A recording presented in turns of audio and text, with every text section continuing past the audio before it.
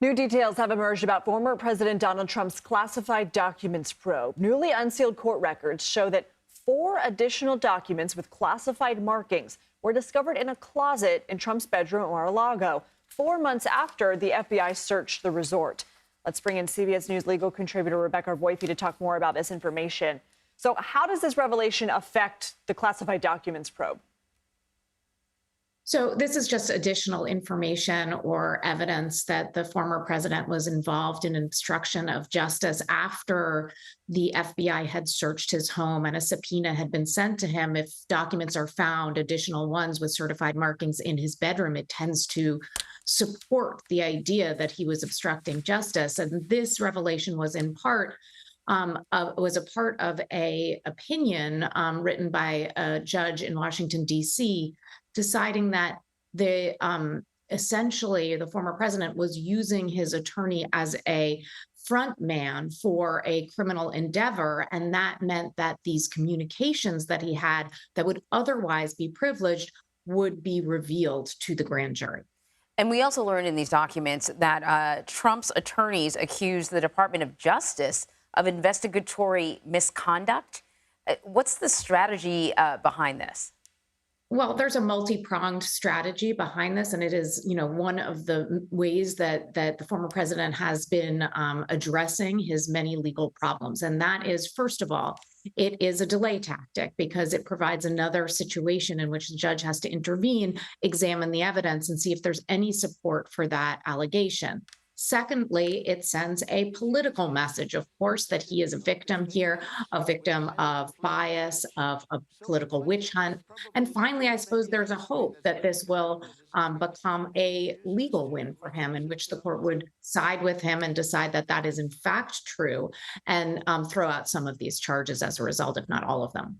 All right, so that's one case. Let's go ahead and shift gears now to the case in New York in Trump's criminal trial. It's lasted 5 weeks. The defense called 2 witnesses, as we were discussing yesterday when they rested their case. And yesterday, Jessica Levinson told us the defense's only job is to essentially just poke holes in the prosecution's case. Did they do that? I think that they poked a few holes, but my guess is that when the prosecution rested, the defense felt uncertain and that the poking of the holes was not enough and therefore tried to build something on top of it. I think were largely unsuccessful. That last witness, if anything, I think helped the prosecution's case. So I don't think it was particularly helpful in their defense. But I can understand feeling under pressure after the prosecution's case, which was fairly strong, to do something beyond just cross-examine those witnesses.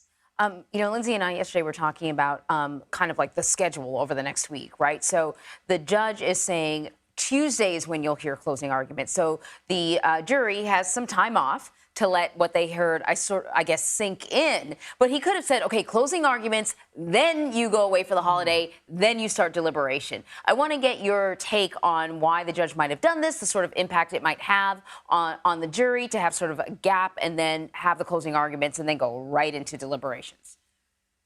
Right. So, I think that this gap will, as you say, leave the jury to kind of ponder. And when you ponder, you're not always necessarily pondering the most relevant pieces of information because you haven't been given those closing arguments and you haven't been given, more importantly, I think, the instructions from the judge. So, that is a problem. There's also the problem of, this period of time when this is such a high profile case. There's obviously a lot in the news.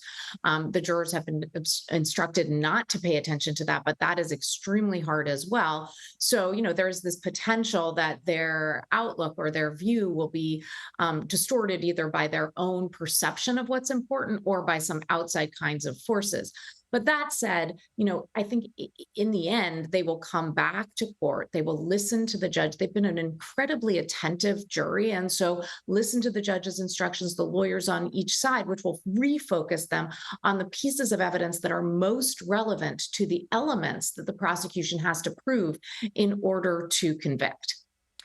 We're going to be, of course, talking a lot about this over the next week. But when you see the jury get the case and deliberations start, and we see whether they take a short amount of time or a long amount of time, I mean, what are you going to be looking for in whether things are looking better for the defense or for the prosecution? So, I mean, a quick turnaround is usually a good sign for the prosecution, but it's not. It isn't always that way. So, I think you watch for notes. Are they asking for certain testimony to be read back? What evidence are they focusing on? What do they seem concerned about? Those can all be indications one way or another. But of course, you never really know until they come back with that verdict. And I think the prosecution is probably hoping for a quick verdict because that would be a sign of unanimity. And I think the defense is hoping that they have one holdout here, and more deliberation, more notes, more time might be an indication that that's what's going on. All right, Rebecca Roiphe, thank you.